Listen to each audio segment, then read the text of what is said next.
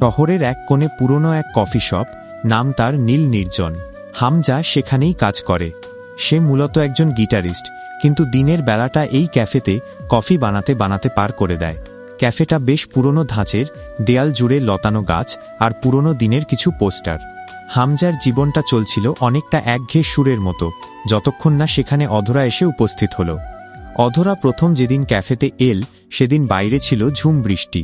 সে একটা হলদে রঙের শাড়ি পরেছিল, হাতে ছিল একগচ্ছ ভেজা কদম ফুল। এসেই সে হামজার দিকে তাকিয়ে খুব অদ্ভুত একটা প্রশ্ন করল, আচ্ছা, এখানে কি এমন কোনো কফি পাওয়া যায় যা খেলে মানুষ সব দুঃখ ভুলে যায়? হামজা কিছুটা অবাক হয়ে তার দিকে তাকিয়ে একটু হাসল, তারপর বলল, দুঃখ ভোলার মতো কফি তো নেই, তবে 1 কাপ কড়া ব্ল্যাক কফি দিতে পারি যা আপনাকে বর্তমান মুহূর্তে বাঁচতে সাহায্য করবে। সেই শুরু। এরপর থেকে প্রতিদিন বিকেলে ঠিক 4টে বাজলে অধরা ক্যাফেতে আসত। সে ক্যাফের সবচেয়ে পেছনের জানালার পাশের টেবিলটা বেছে নিত। হামজা যখন গিটার নিয়ে বসত, অধরা চুপচাপ জানালার বাইরে তাকিয়ে গান শুনত। মাঝে মাঝে তাদের মাঝে অনেক কথা হতো, আবার কোনো কোনো দিন দীর্ঘ নীরবতা। হামজা লক্ষ্য করল, অধরা খুব সুন্দর করে গুছিয়ে কথা বলে, কিন্তু তার চোখের মধ্যে সবসময় একটা অস্থিরতা কাজ করে, যেন সে কিছু একটা খুঁজছে কিন্তু পাচ্ছে না।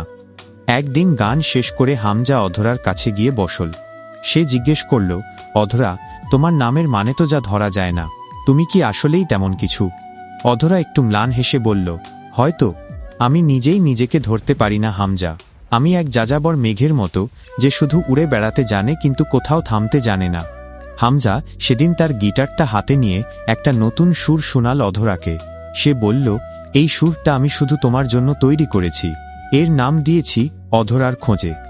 অধরা সেদিন প্রথমবার হামজার চোখের দিকে তাকিয়ে বলেছিল, হামজা, কখনো কখনো কিছু সুরের গন্তব্য থাকে না, তারা শুধু বাতাসে ভেসে বেড়াতেই ভালোবাসে। দিনগুলো এভাবেই কাটছিল। হামজা একটু একটু করে অধরার প্রেমে পড়ছিল, কিন্তু সে জানত অধরাকে বেঁধে রাখা অসম্ভব। একদিন হুট করেই অধরা বলল, হামজা, আমি কাল হিমালয়ে যাচ্ছি, পাহাড়ে মেঘেদের সাথে কথা বলতে। হামজা চমকে উঠল, কিন্তু মুখে কিছু বলল না। সে জানত অধরা এমনই। সেদিন রাতে ক্যাফে বন্ধ করার সময় হামজা অধরাকে একটা ছোট উপহার দিল, একটা রূপোর নুপুর। সে বলল, যখন পাহাড়ে হাঁটবে তখন এই নুপুরের শব্দ তোমাকে মনে করিয়ে দেবে যে সমতলে কেউ একজন তোমার সুরের জন্য অপেক্ষা করছে। অধরা কিছু না বলে শুধু হাসল। সেই হাসিতে এক অদ্ভুত বিষণ্ণতা ছিল। পরদিন থেকে নীল নির্জন ক্যাফেটা আবার নীরব হয়ে গেল। 4টের সময় দরজা খুলে আর কোনো হলদে শাড়ি পরা মেয়ে ঢোকে না। হামজা প্রতিদিন সেই জানালার ধারের টেবিলটা পরিষ্কার করে রাখে। সে গিটার বাজায়, কিন্তু সুরগুলো যেন পূর্ণতা পায় না। কয়েক মাস পর হামজার কাছে একটা পার্সেল এল।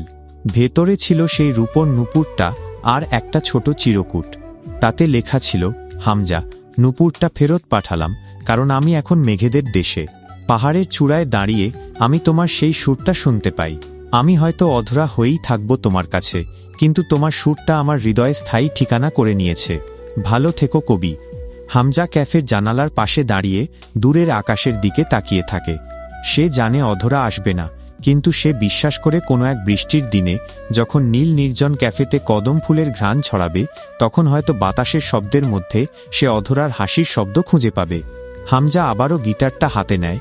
এবার তার সুরটা অনেক বেশি শান্ত এবং গভীর, কারণ সে এখন বুঝতে পেরেছে কাউকে ভালোবাসা মানে তাকে ধরে রাখা নয়, বরং তাকে তার মতো করে উঠতে দেওয়া। অধরা ধরা দেয়নি ঠিকই, কিন্তু হামজার পুরো অস্তিত্ব জুড়ে সে এক অবিচ্ছেদ্য সুর হয়ে রয়ে গেল। শহরের যান্ত্রিকতার মাঝে নীল নির্জন ক্যাফেতে আজও বিকেলের রোদে এক অদ্ভুত মায়া খেলা করে, আর হামজা তার গিটারে সেই না ধরা অধরাকেই খুঁজে ফেরে। হামজার জীবনে বসন্ত আর আসেনি, বরং এক দীর্ঘ হেমন্ত জেঁকে বসেছিল। নীল নির্জন ক্যাফেটা আগের মতোই আছে, শুধু ক্যাফের কোণে সেই টেবিলটাতে এখন একটা রিজার্ভড কার্ড সবসময় রাখা থাকে। কেউ জানে না টেবিলটা কার জন্য বুক করা, শুধু হামজা জানে ওই জায়গাটা একটা স্মৃতির। অধরার সেই চিরকুট আর নুপুর পাওয়ার পর প্রায় 2 বছর কেটে গেছে। হামজা এখন আর শুধু কফি বানায় না, সে এখন শহরের নাম করা এক মিউজিক স্টুডিওতে কম্পোজার হিসেবে কাজ করে। তবে প্রতিদিন বিকেল 4টে বাজলে সে সব কাজ ফেলে এই পুরনো ক্যাফেতে এসে বসে। তার হাতে থাকে সেই পুরনো গিটারটা। একদিন বিকেলের আকাশটা হঠাৎ করে কেমন যেন তামাটে রং ধারণ করল। বাতাস বইছে খুব জোরে, ঠিক যেমনটা হয়েছিল 2 বছর আগে অধরা চলে যাওয়ার দিন। হামজা জানালার পাশে বসে গিটারের তারে আঙুল ছোঁয়াতেই ক্যাফের সদর দরজাটা ক্যাঁচ ক্যাঁচ শব্দে খুলে গেল। এক মুহূর্তের জন্য হামজার বুকটা ধক করে উঠল। সে কি অধরা? না, অধরা নয়। ভেতরে ঢুকলেন এক মাঝবয়সী ভদ্রলোক, পরনে দামি স্যুট, চোখে চশমা। তিনি সরাসরি হামজার টেবিলের সামনে এসে দাঁড়ালেন। হামজা অবাক হয়ে তার দিকে তাকাতেই লোকটা একটা ছোট কাঠের বাক্স টেবিলের ওপর রাখলেন। আপনিই কি হামজা? লোকটার কণ্ঠে গাম্ভীর্য। হামজা মাথা নেড়ে সায় দিল। লোকটা দীর্ঘশ্বাস ফেলে বললেন, আমি অধরার বড় ভাই। ও আমাকে বলেছিল যদি কখনো ও ফিরতে না পারে তবে যেন এই বাক্সটা আপনাকে পৌঁছে দিই। হামজার হাত কাঁপতে শুরু করল। সে বাক্সটা খুলতেই দেখল ভেতরে সেই রূপোর নুপুরের অন্য জোড়াটা আর একটা ডায়েরি। ডায়েরিটা খুলতেই প্রথম পাতায় হামজার একটা স্কেচ চোখে পড়ল, যেখানে সে গিটার বাজাচ্ছে। ডায়েরির পাতায় পাতায় অধরা লিখে রেখেছিল তার পাহাড়ের দিনগুলোর কথা। সেখানে কোনো বিষাদ ছিল না, ছিল হামজার শুরুকে মিস করার গল্প। শেষ পাতায় অধরা লিখেছিল, হামজা, আমি যখন হিমালয়ের পাদদেশে ছোট ছোট বাচ্চাদের গান শেখাই তখন আমার মনে হয় তুমি আমার পাশেই আছো। আমার অসুস্থতা আমাকে হয়তো শারীরিকভাবে দুর্বল করে দিচ্ছে, কিন্তু তোমার দেওয়া সেই সুর আমাকে প্রতিদিন নতুন করে বাঁচিয়ে রাখে। আমি যদি কোনোদিন হারিয়ে যাই তবে জানবে আমি তোমার সুরের ভেতরেই আছি। হামজা ডায়েরি থেকে মুখ তুলে তাকাল। অধরার ভাই বললেন, ও পাহাড়ে একটা ছোট স্কুল তৈরি করেছিল। গত মাসে ও খুব অসুস্থ হয়ে পড়ে। ওর শেষ ইচ্ছে ছিল আপনি যেন একবার সেখানে যান। ও বলতো ওখানের পাহাড়ের প্রতিধ্বনি নাকি আপনার সুরের অপেক্ষায় আছে। হামজা আর এক মুহূর্ত দেরি করল না। সে তার গিটারটা পিঠে তুলে নিল। ক্যাফের সেই একঘেয়ে চার দেয়াল থেকে সে বেরিয়ে এল খোলা রাস্তায়। তার গন্তব্য এখন অনেক দূরে, ওই মেঘেদের দেশে, যেখানে তার অধরা এখনো এক মুঠো রোদ হয়ে অপেক্ষা করছে। শহর ছেড়ে যখন হামজা পাহাড়ি আঁকাবাঁকা পথে বাসে করে যাচ্ছিল তখন জানালার বাইরে মেঘেরা তাকে ছুঁয়ে যাচ্ছিল। সে গিটারটা বের করে মৃদু একটা সুর তুলল। সেই সুর পাহাড়ি ঝরনার শব্দের সাথে মিশে একাকার হয়ে গেল। হামজা অনুভব করল অধরা আসলে হারিয়ে যায়নি। যে মানুষ হৃদয়ের স্পন্দনে মিশে থাকে তাকে কখনো হারিয়ে ফেলা যায় না। পাহাড়ের সেই ছোট্ট স্কুলে যখন হামজা পৌঁছাল তখন সূর্য ডুবছে।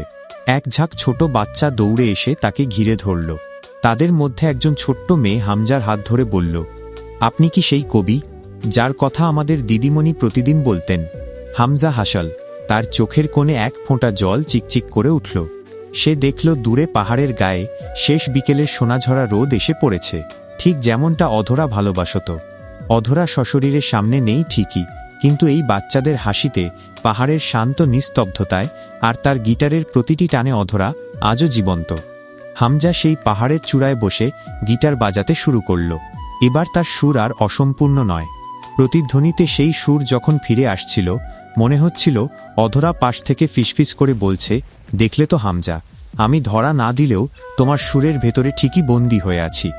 পাহাড়ের সেই ছোট্ট জনপদটিতে হামজার দিনগুলো কাটতে লাগল এক ঘোরের মধ্যে। সে আর শহরে ফিরে যায়নি।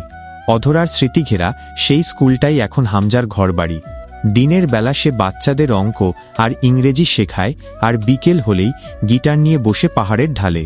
বাচ্চারা তাকে ঘিরে ধরে গান শোনে। হামজা যখন সুর তোলে তখন পাহাড়ের প্রতিধ্বনি যেন অধরার কণ্ঠস্বর হয়ে ফিরে আসে। গ্রামের মানুষগুলো খুব সহজ সরল। তারা হামজাকে খুব শ্রদ্ধা করে।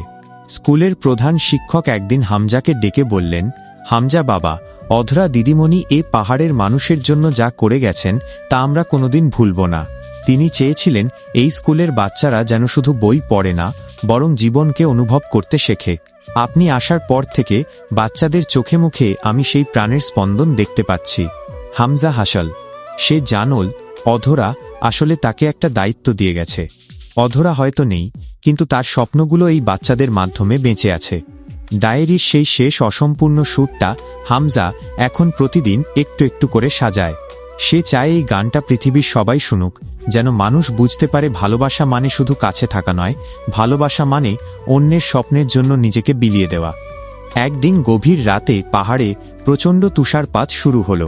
বাইরে ঝোড়ো হাওয়া আর সাদা বরফের চাদর। হামজা তার ছোট্ট কুঠুরিতে বসে মোমবাতির আলোয় অধরার সেই নীল ডায়েরিটা পড়ছিল। ডায়েরির একটা গোপন ভাঁজে সে ছোট একটা ম্যাপ আর চাবির খোঁজ পেল। ম্যাপটা পাহাড়ের একটু উঁচুতে থাকা একটা পুরনো পাইন গাছের দিকে ইঙ্গিত করছে। পরদিন ভোরে বরফ মারিয়ে হামজা সেই ম্যাপ অনুসরণ করে পাইন গাছটার কাছে পৌঁছাল।